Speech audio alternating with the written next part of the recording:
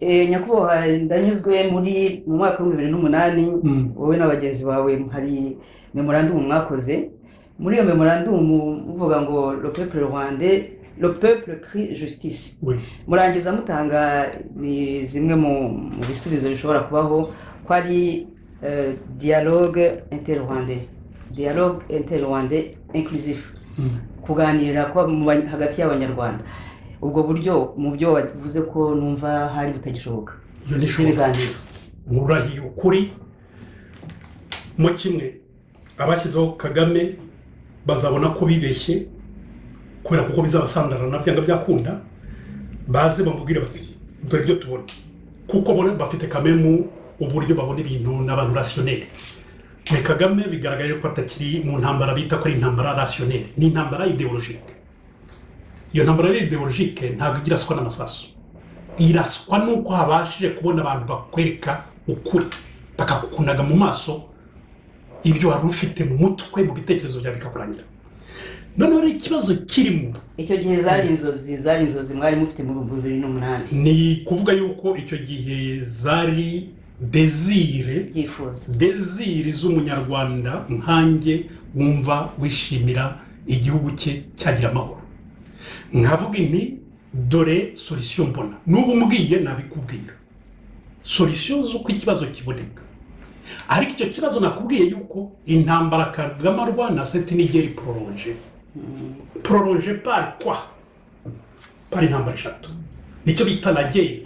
contre l'information, pour l'information et par l'information. Nukubwira yuko ugiye kuvuga ikintu ukabona yuko icyo kintu kikubangamiye urakura ku buryo umusenya arangira. Bwana ndanyuze rero wenda tugende tugana umusoza y'intwari na mugenzi wanjye uri buze kugira ikibazo ababaza. Mwavuze yuko hari igitabo murimo gutegura cyangwa se wenda cyarangiye, tuzongera duhure ubutaha mugibwira abakunda gusoma ibitabo mwanditse kivuga uzavugamo ibya jenoside. Uyangeza bivuga byo na Kagame arabizi ko nzabimubwira, kuzamubwira ko wakoze jenoside. Nimpamo no kuri roho yanjye niki nemeza ko ari Kagame na Museveni bateguriye jenoside. Jenoside yakorewe abatutsi? Oui. Jenoside yakorewe abatutsi? Oui. Wayiteguye ni Kagame, ishyirwa mu ngiro n'abahutu, ariko Kagame yarazi bizaba. Iyo rero ukuyeho Kagame ugakuraho Kagame, jenoside ihinduka le crime contre l'humanité, ikaba yujuje definition yayo ko ariyo règle générale ya crime contre l'humanité. Kugira ngo rero ibyo bintu bihinduke jenoside, ugomba kubanza kwerekana ko habayeho icyo bita intention qui doit exister avant la commission des actes. L'intention avant l'acte. Iyo intention rero iyo tarangije kwerekana ko Habyarimana yaza kutapfa ko biriya byari kubaho, igihe cyose udashobora kubyerekana n'ubundi byari kubaho. Oya nakubwiye ngo iyo udashobora kubyerekana ntushobora kuvuga yuko ari wateguye jenoside.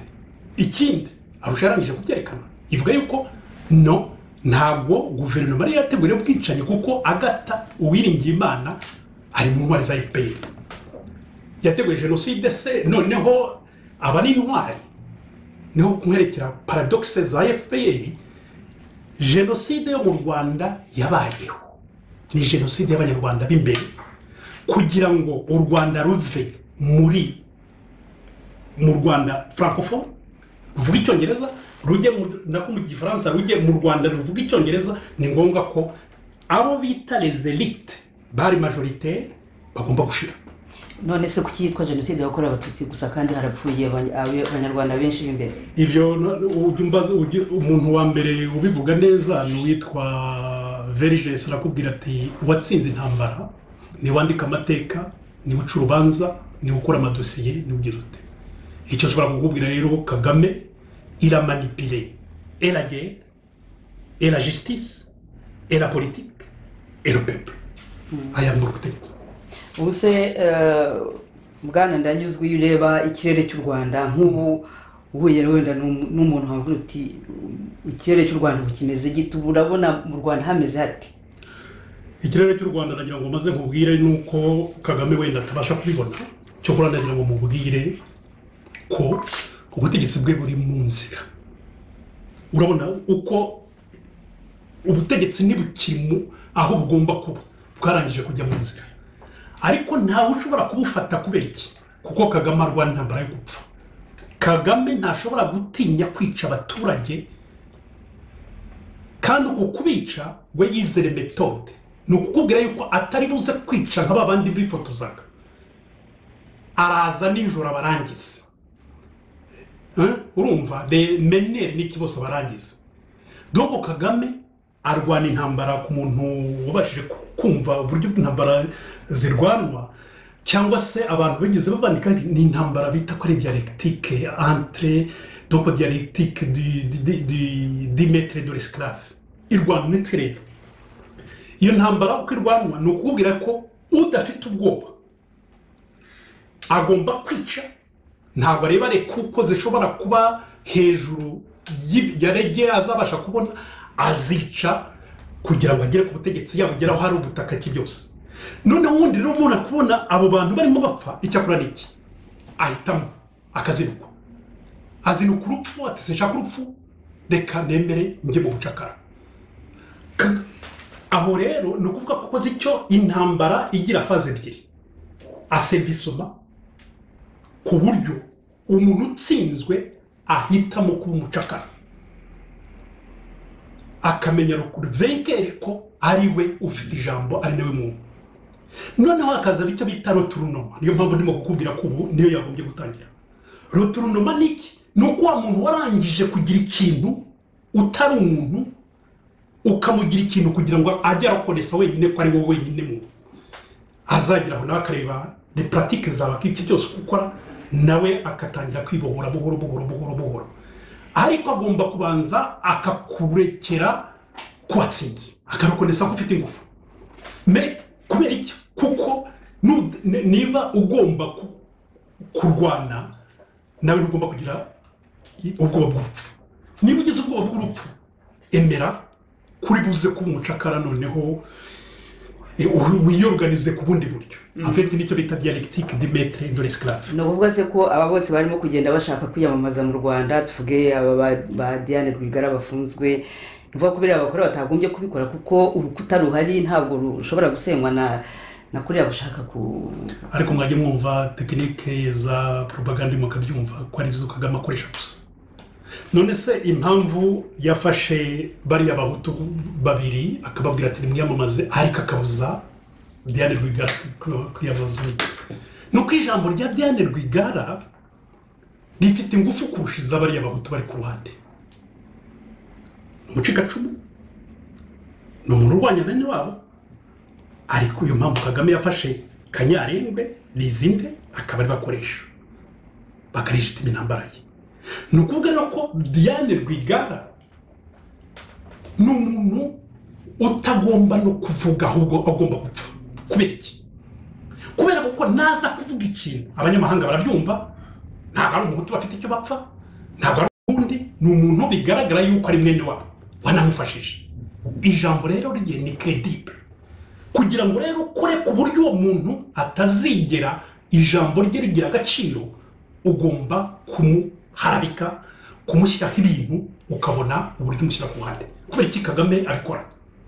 kubera ko abitubitse nakubwiye ko kuva muri 2010 ngewe ureba uko ubutegetsi bureba ubutegetsi bwa Kagame buri mu Rwanda hagize rero umuntu nka Diane ujya hariya yahita abwerekana akabwambika ubusa ku gasozi Kagame rero ntashaka ko bugaragara ubusa bugaragara kandi buri wese arabureba ariko ntabwo ubasha kubivuga kubera iki kuko arabivuga avec quel objectif burya niyo mpamvu Kagame areba umuntu akareba akavuga ati uyu muntu afite des objectifs politiques cyangwa se zo kwiberaho iyo rero wifite des objectifs zo kwiberaho aguha kwiberaho ariko ufite des objectifs politiques aho ngabo mu bangamiye Diane rero ntabwo ashobora kubaho uvuze ko batubwiye ko madamu Victoire Ingabire amaze gutsinda urubanza yarezemo ubutegetsi bwa Kagame, wenda byo ntabwo byaba bigana ku gisubizo cy'ibibazo byo mu Rwanda. Ibyo ari byose Kagame afite icyo bita la loi souveraine. La loi souveraine ni iki? Ntabwo ari souveraine buri gihe. Kubera iki? Kuko burya amategeko n'amagambo ntabwo ari norme. Norme ni icyo bita comportement. Amagambo rero barayinterpreta, no kuvuga yuko atsinze mu rukiko rwo hanze, nirwo rukiko rurenze urw'u Rwanda, ariko ku butaka bwa Kagame teritwari ye niwe ufite ijambo ryayo, kereka nuza ukamurasa. Donc afite uburenganzira bwo kutamufungura kabone n'ubwo yabatsinze. Kimwe n'uko watsinze muri Arusha, aramutse agiye mu Rwanda afite ibyo ashobora kumurega, ntabwo kuri we yigeze ariko, kuko urwo rukiko rwa Arusha yari intambara ya mbere ya politike. Ntabwo rero ubatsinze mu rukiko rwa Arusha yatsinze ubucamanza, ariko ntigeze atsinda icyo bita la justice politique. Ikiribaho mu Rwanda rero nicyo bita justice politique. Ubutegetsi buhari ntabwo ari ubutegetsi bugabanyijemo ubutegetsi bukora amategeko, ubutegetsi butegeka n'ubutegetsi bw'ubucamanza. Oya, nta butegetsi buhari butandukanye. Hari ubutegetsi bw'umuntu usa nk'aho ategeka inzu ye. Ubwo ni ukukubwira yuko aho kugira ngo u Rwanda ruve mu cyo bita etat de nature rujye mu cyo bita etat civil, aho amategeko uyishyiriyeho agomba kuyubahiriza, ntabwo turagira. Wenda dushobora kuba tugeze hagati y'icyo bita hagati y'icyo gicyo ushobora kubashyira icyo bita etat patrimonial cyangwa neo patrimonial. Ni ukuvuga iki? Ni ukuvuga ko ni nk'aho abategeka abakora les services publics bazikorera le souverain mu nzu ye, ashobora kumukuraho igashaki, ashobora no kumutegeka ibyo agomba gukora. Akaba ari umuntu udafite icyo bita indépendance légale, afite indépendance matérielle mais pas légale, factuelle. Hariya rero nitwari twagira mu cyo bita etat civil. Ubu icyo abantu bagomba kurwanira kugira ngo bagishyireho ni ukuva muri etat de violence ariyo bita etat nature bakajya muri etat civil.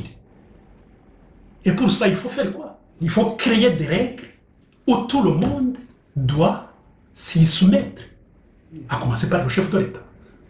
Kagame rero ikibazo cye ni kimwe, yitiranya la fonction de l'État, le pouvoir de l'État n'iki. Or ibyo bintu bakora bishaka. Nakubwiye yuko we intambara uko yayize arabivuga, nabisobone mu gitabo cyanjye. Yavuze ati les erreurs des politiciens sont inévitables. Mujye musoma muvuze. Igihe cyose bari muri ibi ngibi nta kizatuza gutsinda. Kubera iki? Kuko barimo baradukorera inzira tujyamo tugiye kubarangiza. Donc ni ukuvuga ko Kagame il a passé du Rwanda francophone au Rwanda anglophone, du génocide au politicide. Wabyumva? Ariko mbere yo kuva muri donc génocide au politicide yakoze nk'igihe illimité, ava muri guerre illimité ajya muri guerre totale akoresha abaturage, ava muri guerre totale génocide ibaye, ava muri génocide ajya muri politicide, ava muri politicide yinjira muri mise en scène d'une république ariyo yavuyemo ajya mu cyo nakwita prespa. Prespa ni iki? Ni ubutegetsi bwa repubulika ariko bugendera ku nzego za monarchie. En fait Kagame mu butegetsi bwe iyo ubwanarije ubonamo ibintu bibiri. Ni ukuvuga ko son style de leadership ni style bita ko ari charismatique na traditionnel, ariko ntabwo ari rationnel. Habyarimana yari rationnel kuko iyo uri rationnel umenya ko ufite inyungu udefanda n'undi afite inyungu kandi ko uwo muntu nawe ari umuntu nkawe. Mais style ya Kagame ni charismatique, ni ukuvuga yuko ishingiye kuri ideologie, ku bintu byo kugira qualité de personnalité, ariko igashingira no kuri traditionnalisme. Donc ni ukubwira yuko kuri we nta kintu kindi abona nuko igihe umuhutu yari umugaragu n'undi ari iki byose ibyo bintu bigomba gukomeza gutyo leta rero yashyizeho l'état de domination et de soumission oriyo la fin dernière de l'état ntabwo ariko ibintu bigenda la fin dernière de l'état ni iki ni amahoro la paix et la liberté urabanza ugafungura ijambo abantu bakavuga leta ikabuza umuntu gusa nisigana violence kubuza umuntu ko ashobora kugira hejuru y'undabaho hari amategeko rero niko leta n'ikibira mugenzi wanjye rero hari ibibazo agira ngo babaze ubwo mbere yo gusoza muraza kutubwira aho yampatse ibihugu igeze bayishyiraho bwana ndanyuzwe n'abateze amatwi kuva ku ntangiriro kugeza ubu ngubu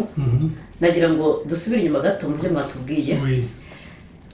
mwatubwiye ku ntambara ya FPR hari aho yageze nyine iba la guerre par procuration mwavuze kenshi kuri relation spéciale na relationship hagati y'abongereza n'abanyamerika ari nabo bigaragara ko bakoresha Perezida Paul Kagame kugira ngo hashobore kuba domination nyine y'abo bantu muri kariya karere bwana Noheli igihugu cya Israel cyagiranye amasezerano na Perezida Paul Kagame kugira ngo cyohereze impunzi zigera ku 40 mu Rwanda mwatubwiye ko haba hari impamvu nyine izo mpunzi zihari ariko se ibyo bihugu ko nabyo bifite impunzi cyangwa abaclandestine kandi biremereye donc bakaba bari muri Amerika bari mu Bwongereza cyangwa se no mu bindi bihugu bitegeka isi kuko saba bongera bafite ukuntu bakora n'ubwo nta kimwe babivuzeho Israel igeze Kigali gute ikintu cyiza ugomba kubyumva nuko burya nakubwiye yuko ugomba kumva ko ibanga rikora bira bintu abantu bose muri FPR nta bose ntabwo babizi donc kukubwira yuko nabo ubwabo baratungurwa impamvu batungurwa rero niki ugomba kubyumva kugira ngo minorite yonyine idafite simvuga minorite y'ubwoko cyangwa ikindi ni loi la loi de la minorité et la loi de la majorité la majorité ni ukuvuga yuko iyo urebye burya yemera icyo bita la continuité le conformisme ni ukuvuga ko amategeko yashyizweho buri wese arayemera noneho akabaho igihe kirekire igihe hariko stabilité babona yuko hari ikibazo ayo mategeko agahindurwa ariko ahindurwa nande ihindurwa n'abantu baganiriye bagakora débat contradictoire bakavuga ibitagenda bagakora ayo mategeko la loi de la minorité rero ntabwo bikora la loi de la minorité c'est la loi de la créativité ni ukukubwira yuko ikikora niki igihe amategeko amaze kujyaho yo iba yarangije gutekereza ibindi en fait ikibatandukanya niki nicyo bita principe de réalité et principe du plaisir bo icyo bareba nuko ibintu byose bari buze gukora niba bimaze kuba barahita batekereza ibindi donc ntabwo bagomba gutuma habaho ikintu nakwita ko ari stabilité kugira ngo abantu batamenya ibanga ryabo kuko iyo abantu ubahaye stabilité bagatekereza bakabona umwanya wo gutekereza babona ibitagenda mais iyo bihindura buri munsi iyo mpamvu ubona yuko buri munsi bayahinduye abasirikare yahinduye service de renseignement itegeko ryajyaho uyu munsi bakakubwira ngo itegeko ni itegeko ritubuza kugira ngo dusubire muri jenoside la lutte contre l'idéologie génocidaire nkariya itegeko ubundi niyo mpamvu nakubwiye ko itegeko ni souverain ariko rigomba no kugera igihe umuntu agomba kuryenterpreta n'amagambo ntabwo umujije ashobora kuvuga ngo wavuze ngo idéologie génocide bivuze iki ni ijambo ritafite icyo rivuze umujije rero uzagiye gushaka ibyo bintu Kagame n'icyo ashaka niki kuko hatagira umujije ubasha kumenyera ayo mategeko ni haba umudepite ubasha kumva ibibazo by'abaturage buri muntu wese arwana na Sylvie ku buryo utabona umwanya wo gutekereza impamvu rero bira byose ubona agenda bihindura ejo akaba yagiye hariya ejo undi akaba yagiye hariya we azi neza yuko arimo kubuza abantu gutekereza urugero ikintu cya mbere cy'ukwereka ko batura abantu les élites y'abarangije ni igihe nta muntu n'umwe ukibasha gutekereza iyo rero kugira ngo ubibone mu Rwanda ubibonera he ubibonera muri siroga ibintu byose ni siroga Rwanda Day ikigira inka uzaza urebe ayo magambo cyerekezo 2020 50-50 ndi umunyarwanda ayo magambo uzajya kumva wumva umuntu agikubisa kubera iki ce sont des slogans yarangije gushyira mu mitwe y'abantu b'intiti kugira ngo badatekereza wayishyira inyuma ya slogan se wakiraho iki iyo wabanje kubona ko igihugu kidagifite abantu bize muri university batekereza ngo babashe kugira débat ishingiye ku bibazo buri muturage wese arimo kubona umuturage yavuga bakashyira mu munyururu kubera iki kubera kuko badashaka kwemera yuko la violence a été un programme politique ikaba institutionnalisée niyo mpamvu ubona ko umuntu bagomba kumukubita bakagira bate ngo bayerekane yuko ibyo bintu bitari muri politike yabo biri muri politike yabo ibyo Kagame bimenye ko twarangije kumenya yuko biri muri politike ye noneho rero ikibazo kiri muri ibyo bintu byose ugomba gukora ku buryo nta muntu uri buze kugira umwanya wo kubitekerezaho abanyabwenge bose boza umutwe numara kuboza umutwe basigaye bari muri za seroga Rwanda Day kwihaza kwiha agaciro bakwiha agaciro se tukanga kwima abandi turagushimiye rero ndanyuzwe twagombye kwifuza gukomeza kuganira namwe kuko mufite ibintu byinshi mwungura abatwumva twagira ngo niba hari ijambo rindi mwakongera mu byo mwavuze mube mwarivuga kugira ngo ndasubira mu byo navuze yuko ikintu cyo kuryanana ibintu byo kubura amahoro ibintu by'intambara biba mu bitekerezo n'igisubizo kigomba kuba mu bitekerezo ikintu cya mbere tugomba guhindura uko dutekereza icya mbere no guhindura gutekereza ikindi cya kabiri ni iki ni ukumenya urwana nawe uko atekereza mbere yo kumenya urwana nawe uko atekereza ugomba kubanza ukimenya ukamenya faiblesse zawe ingufu nyinshi ufite ukamureba na za opportunité zihari na za menace zihari iyo umaze kubireba ibyo ngibyo ukamenya d'abord wowe ukimenya niho uvuga uti ngiye kumenya uwo ndwana nawe noneho mbone n'ukuntu nashaka igisubizo nawe kubera iki ngo ndagira ngo bivuga ariko mu mvugo abanyarwanda bashobora kumva kuko nibo bazumva ikibazo ni iki nuko burya ni ukumenya ingufu nke ufite ukazemera ukamenya ingufu ufite zose ntabwo ari ibintu ugomba guhimba bigomba kuba bishingiye ku kuri ku bintu bifatika noneho ukamenya n'ibyo uwo murwana afite iyo umaze kumenya ibyo bintu bibiri niho ushobora kuvuga uti ngiye gukora icyo bita umurongo politike ni iki nuko uwo murongo ugomba kuba ushaka ibisubizo muri relation sociale ni ukuvuga mu mateka y'icyo gihugu mu bibazo icyo gihugu gihura nacyo kuva cyaremwa akaba ariho ibibazo biri ari naho ibisubizo biri ubwo byabibwira nk'abantu bifuza ko hagira igihinduka mu gihugu cyacu igihugu cy'u Rwanda ndakeka ko ari cyo cyaduhurije hano nubwo twagomba kuvuga ibintu bireba abantu bandi b'abanyafurika ndagira ngo maze nkubwire iyo bigeze mu kibazo bita ko ari humanitaire le droit international humanitaire ntabwo biba bikireba Afurika yose niyo mpamvu twagiye hanze tukavuga ibibera muri Afurika tukavuga muri Amerika tukavuga iki ni ukuvuga ko ikibazo cy'ikiremwa muntu ntabwo kirangirira mu Rwanda niyo mpamvu ubona ko twakoze ku bintu byinshi cyane kugira ngo twerekane ko ikibazo kiri mu Rwanda kitareba abanyarwanda bonyine ahubwo kireba isi yose niyo mpamvu nkubwira nti kugeza ubu wowe uvuga uti ibintu bishobora kugenda neza gute mu Rwanda ntabwo abanyarwanda bonyine bazabigiramo uruhare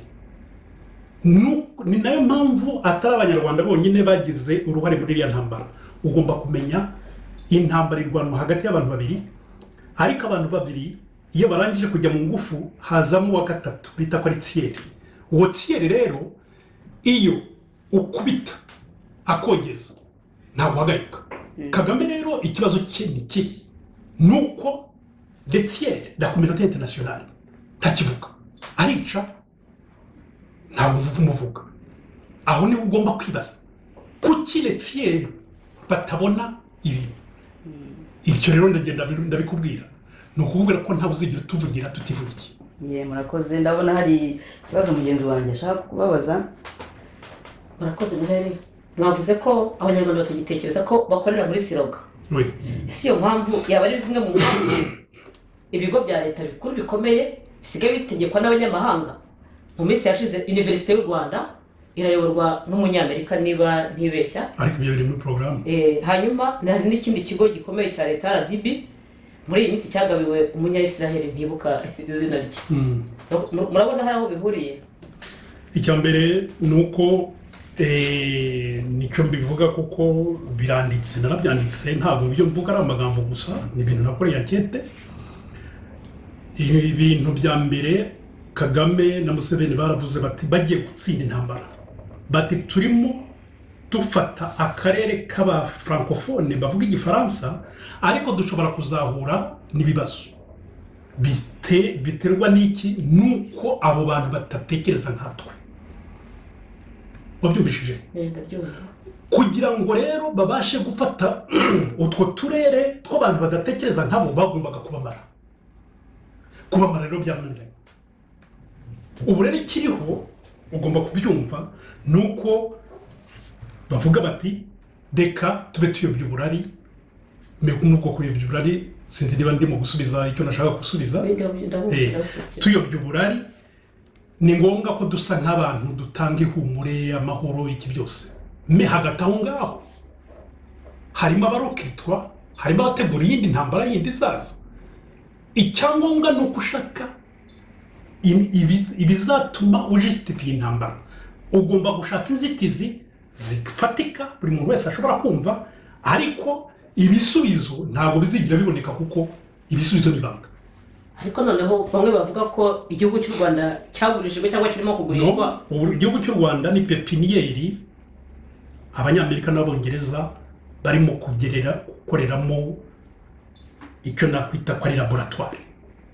bakareba niba ibyo bintu babyita ko ndabyibuka umunyamerika witwa Remo yarabivuze aravuga ati les points chauds dans la région donc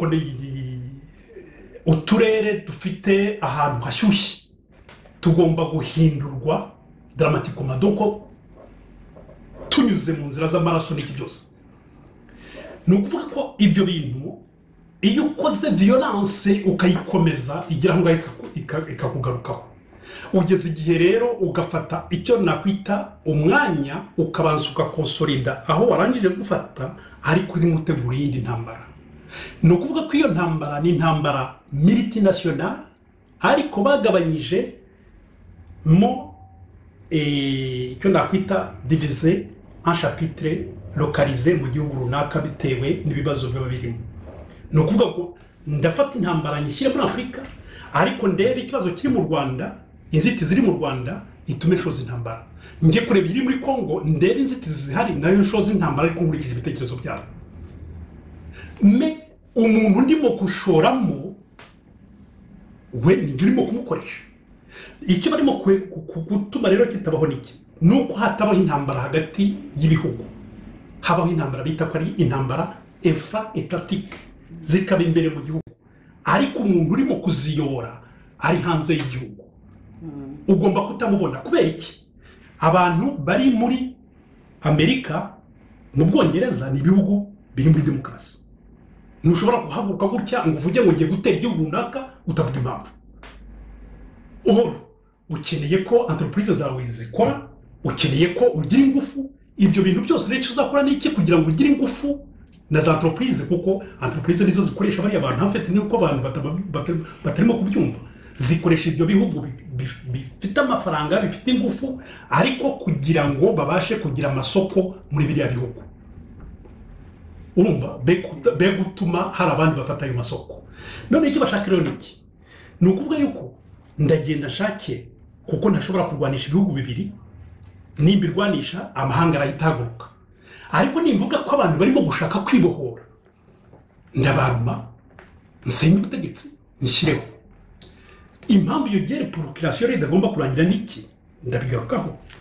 nuko umaze gushyiraho arareba agasanga ari mu gihugu cye ntabwo ugomba gukomeza kumukoreramo meni wicaye amasezerano wagiranye nawe yarangije gushyiraho undi ugomba kuza gukura kubera ko iyo ntabwo arizarangira ndagira ngo dusoze kuko twatangiye tuvuga nyine ibyerekeye mpatsi ibihugu Empire Hima Tutsi muri iyi minsi nanjye mu kanya maze kubona kuri telefone yanjye hari ibintu abantu bari gukwiza bavuga yuko hari repubulika yigenga ya Kivu sinzi niba wabibonye twagira ngo tubwire mu bushakashatsi wakurikiye aho Empire Hima Tutsi igeze yubakwa ibibazo byose iyo urebye kuvertere y'igitabo nanditse hari ahantu umutuku kiri nawushyizeho ni ukuvuga ngo niho gutwika bihera ariko no kuzimya niho bizahera babyumvishije ni ukuvuga yuko Empire itarajya ni ukuvuga yuko ugomba kubyumva impamvu Kagame afitanye ibibazo na Museveni n'iyihe ni uko amaze gutsinda bagiranye amasezerano ko bagomba kuvanga igisirikare kikaba ingabo zimwe kugeza muri 1997 niba usoma igitabo nanditse Kagame yanze ko izo ngabo zivangwa na Museveni arabyanga amfite icyo kibazo kiri mu kibazo cyateje intambara muri Kisangani kubera iki kuko Kagame atsinda ruya rugamba ni Museveni wayoboraga intambara si Kagame ni bamuhaga les instructions les ordres kurinda ajya gufata Kigali nibo bamubwiye aramubwira ati igihe twarihaye gufata Kigali ibintu bitumye igihe twihaye kiba gito hita ufata ubutegetsi donc ni ukukubwira yuko Kagame ntiyigeze abasha gutegura iyo ntambara icyo yakoze yarayirwanye ntabwo yigeze ayitegura noneho rero amaze kugera ku butegetsi icyo yakoze kugira ngo yerekane ko Kameme atagize umuntu akorera yavuze ati ariko ndajya guhakwa kandi nageze ku ahantu numva ndi mu gihugu no ndabyihoreye icyo kintu rero kugeza muri 1998 niho Museveni atongeye gutegeka Kagame icyo agomba gukora ayo mahane rero urimo kubona yose nuko ibyo yasezeranye na Kagame n'abanyamerika bitigeze bagerwaho binaniranye rero izo ntambara zinaniranye niyo bashyizeho iriya conference internationale sur la région de Grand Lac yo kuba barimo batesha abantu umutwe nicyo bita kuyobya uburari iki rero bakita wiki iyo usomye Alex Mucheri arabivuga neza cyane akwerekana metode ukoresha kugira ngo ushyireho realite umuntu ari buze kureba we yikuriremo icyo atekereza ariko icyo ushaka gukora niki nuko umwereka ahagomba kugana noneho yamara kugira icyo yitekerezaho niki habaho fondoma yuko atangira gutekereza no kuvuga ko ikibazo donc Empire ntabwo irarangira gushyirwaho iracyari kugeza ubu ngubu iyo Empire igomba kuva mu cyo bita système relationnel ijya muri système institutionnel ni ukuvuga ko Empire yubakwa hagati y'abantu udutsiko tw'abantu nta hantu biri byanditse noneho bamara gushyiraho abantu babo muri ubwo buryo nagushyizemo bose barasohoka bagakora itangazo bakavuga bati twiyemeje gushyira hamwe ibi bihugu bingana gutya none icyo bakoze rero niki kubera kuko byagombye kuba byarabaye muri 1999 bashyizeho conference internationale yo kushaka uburyo bakora propagande muri abo bategetsi bari muri kariya karere barebe ukunda amafaranga bamutware barebe udafite umutima bamutware iki byose noneho uko bagenda bakora iyo ntambara niko bazagenda bashyiraho abantu noneho bazakora declaration ko kariya karere kabaye akarere integre bari mu cyo bita intégration régionale mais intégration régionale nayo magambo yanditse ariko hirya y'ayo magambo hari iki ntabwo uzi uri mu kubikorera intégration icyo ushobora kukubwira nuko Loni yabyiroshyemo irimo harimo ibihugu byinshi by'abanyaburayi abo bita les partenaires des amis ariko se n'indusi uwo mugambi no bose bari inyuma n'inka zirimo zigenda tungo ako karere ndagira ngo bikubwire sinzi uko bizagenda kuko iyo turimo tuvuga ibintu gutya hari n'abantu batangira kwibaza bakakamemo bakabona ibyo bataba bashaka kubona niyo mpamvu tuba turi hano ariko icyo nshobora kukubwira Kagame na Museveni ntibashobora guhagarara igihe Retier batavuga bati les droits de l'homme turimo tuvuga handi mu Burundi kuki se mu Rwanda aho zitabaye icyo kibazo rero Retier babifitemo uruhare kubera iki Retier ushaka kuvuga ni mariya en fait Retier ni communauté internationale no kuvuga ibihugu bitari mu ntambara intambara igikorwa hagati y'abantu babiri urumva des protagonistes iyo abo bantu rero barwana intambara bamarika icyo bita les territoires abatari muri iyo ntambara rero baba Retier no kuvuga ibindi bihugu bitari mu ntambara ariko Retier bagwanije mu bice bitatu hariho des partisans d'une partie